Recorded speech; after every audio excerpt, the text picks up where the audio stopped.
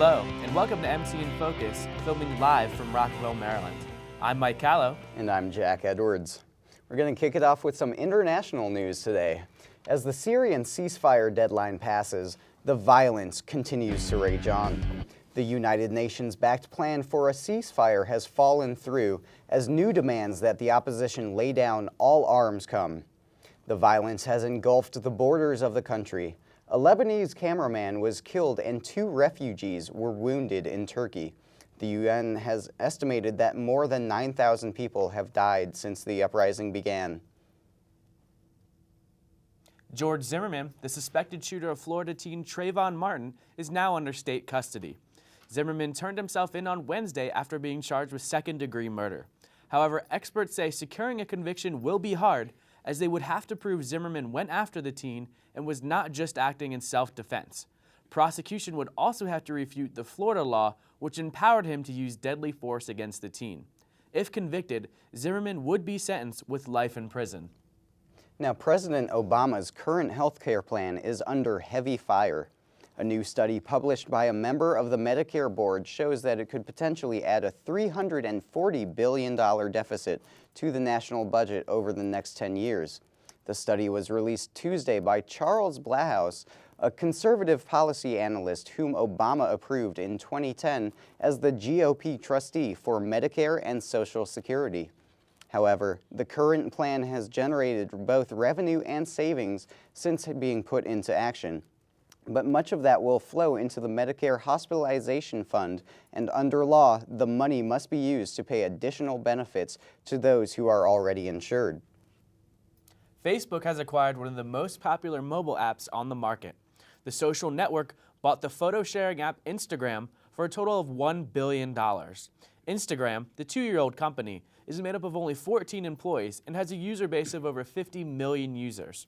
The app was Apple exclusive until last week and gained over 5 million more users when being added to the Google market for Android. There are mixed reactions toward the deal because of Facebook's many privacy issues. Founders Kevin Systrom and Mike Krager are ages 27 and 25 respectively. Do you know where your cell phone is? Make sure to keep it close because 1 in 3 robberies now involve cell phones. Phones are worth a lot of money on the black market. The U.S. government has partnered with major wireless companies to combat the rising cell phone theft problem. They will be assigning each phone number a special code that will disable the entire phone after it has been reported stolen. Right now, the cell phone companies just deactivate the SIM card, which is easily swapped out. Breaking the whole phone will deflate all worth on the black market and hopefully deter thieves from stealing phones in the first place. In local news, Montgomery College is hosting an Earth Day festival. This will give a chance for school departments to promote their environmental efforts. Anyone can register outside the Theater Arts Building on the Rockville campus. The event will be held on the Rockville campus on Wednesday, April 25th from 11:30 until 1:30. Come out and celebrate Earth Day with Montgomery College. Also in MC News, students who drive, be aware that Parking Lot 3 will be closed. Starting April 18th, they will be finishing up construction on the 22nd, weather permitting. Very interesting. Now, do you print often on the MC campus, Mike? Sometimes. Usually do it from home. No, I personally don't, but here's Mike Callow with more details on the WEPA kiosks. Montgomery College is always looking for a way to help the environment and encourage students to use resources responsibly. Having recycling bins in nearly every hallway was just the beginning. About a year ago, MC introduced a new and sustainable way to print by installing printing kiosks. Regional Operations Manager Patty Sieber explains how the WEPA Wireless Everywhere, Print Anywhere kiosk helped the college become more ecologically responsible. The old days, you sent a print job if it was jammed or out of paper, or you made a mistake, you just sent the print job again. And that's why they threw so much paper away. When we first implemented this, one of the librarians, one thing they would say is, we don't have any more scrap paper, because we eliminated all that. When you have a release station like this kiosk, is you eliminate anything that was revised. You're looking at your cloud and you're only going to print the last revision. So you eliminate all that waste. If you change your mind, you don't need it, since you're paying for it, you may not print it. So a lot of the volume has been cut down and the waste has been cut down because of that. Last year, Montgomery College printed 10.5 million pieces of paper. This year, they forecast 2 million prints. Students that have never used the kiosk, the first time they use it, it can be frustrating. So the first time they use it, it's really as simple as using an ATM, but when you don't know your account and setup, the first time is a little bit difficult.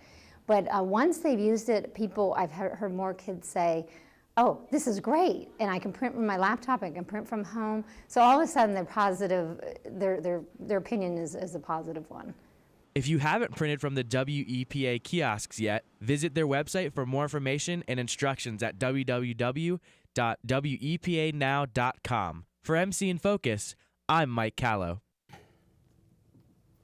And I heard there were some interesting statistics about the WEPA kiosks. Yeah, we're actually on pace to use 2 million pieces of paper right now with the WEPA, as opposed to 10 million last year. So wow, that's impressive. Saving 8 million pieces of paper. MC should have a little bit of money to help out the student body. So. That's true. It'll be interesting to see what they do with that money. Yeah.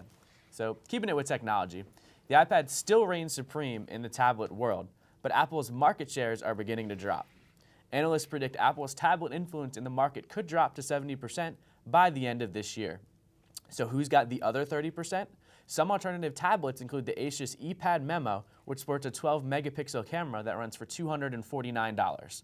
Others include the Asus Transformer, the Sony S tablet, and the Samsung Galaxy Tab, and the Kindle Fire. Those are our tech updates for the day. We'll be right back.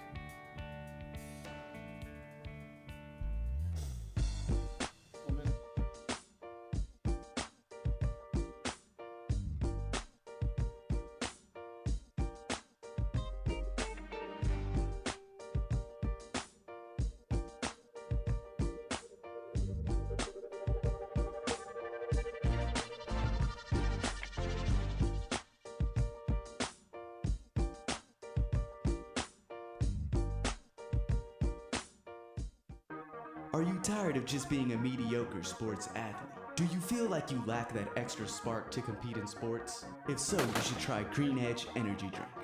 Gives you the boost you need to succeed. Wow, this is a good energy drink. He's on fire! Boom, shakalaka! Green Edge Energy Drink. The boost you need to succeed. Welcome back, guys. Now, a new study released by the UC Davis campus in California shows a strong link between obese or diabetic mothers and the likelihood of having a child with autism spectrum disorder, otherwise known as ASD. The study found that obese mothers were 67% more likely to have a child with ASD and were twice as likely to birth a child with another developmental disorder. Pediatrics, the Journal of the American Academy of Pediatrics, published the study as it is the first study to examine the associations between developmental disorders and the mother's metabolic conditions. The study included over 1,000 mother and child pairs from diverse backgrounds. The holder of the winning Maryland Mega Millions lottery ticket decided to come forward and claim their jackpot. Maryland lottery officials confirmed that 3 public school employees are the winners that held the third winning ticket, calling themselves the Three Amigos. They will share $656 million with 2 other winners. Each winner in Maryland will get about $73 million. Maryland lottery officials said the 3 holders of the ticket want to remain anonymous and that they also plan to keep their jobs in the Maryland public school system. Wow, $73 million. That's a nice chunk of change. Yeah, you can do a lot of things with that. Yacht parties, maybe, you know? Yacht parties would be nice. Absolutely. Now, designers and architects are dreaming for a chance to improve America's front yard. Lakeside gardens, dining rooms, and underground pavilions at the foot of the Washington Monument have emerged as finalists in a design competition to overhaul neglected sites on the National Mall.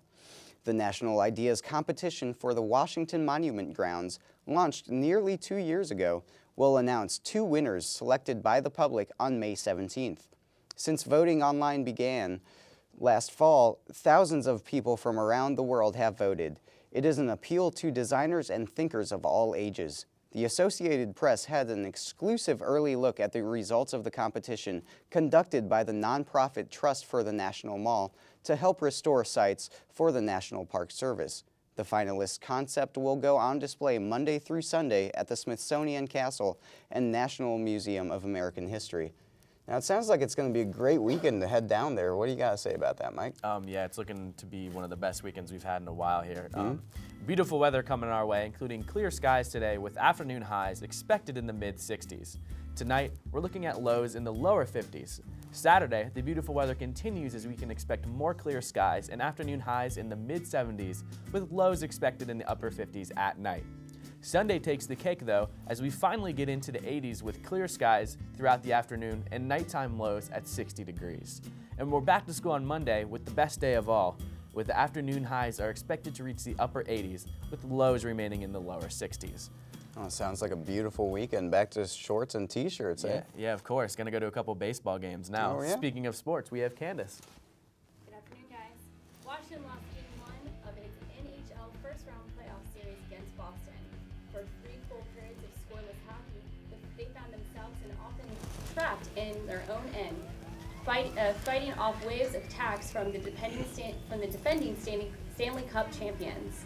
1 minute, 18 seconds until overtime at the TD Garden last night, Chris Kelly fired a shot past Holtzby, outstretched glove to give Boston a 1-0 win.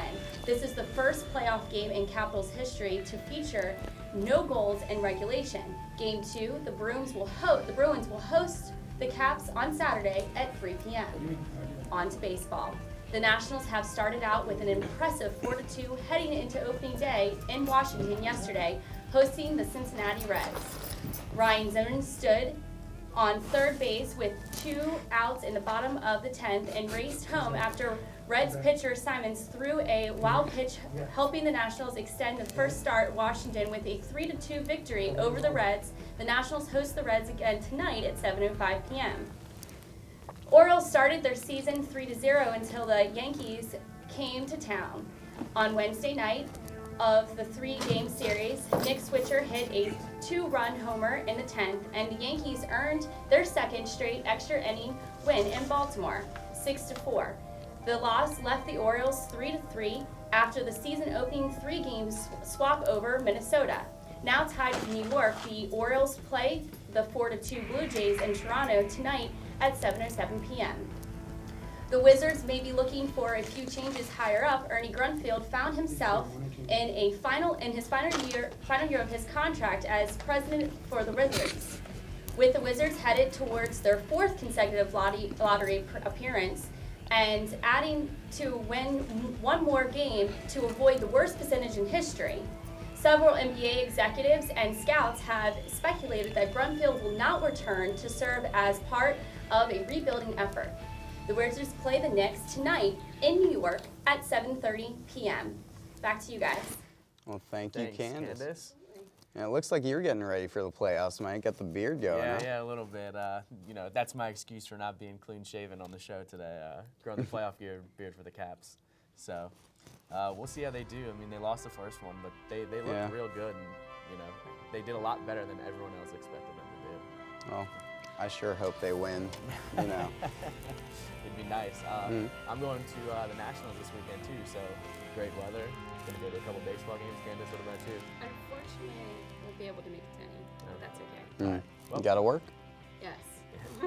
all right, well, Gotta go to the actual paying job. well, that's all the time we've got today. I'm Mike Callow. I'm Jack Edwards. Thanks for tuning in.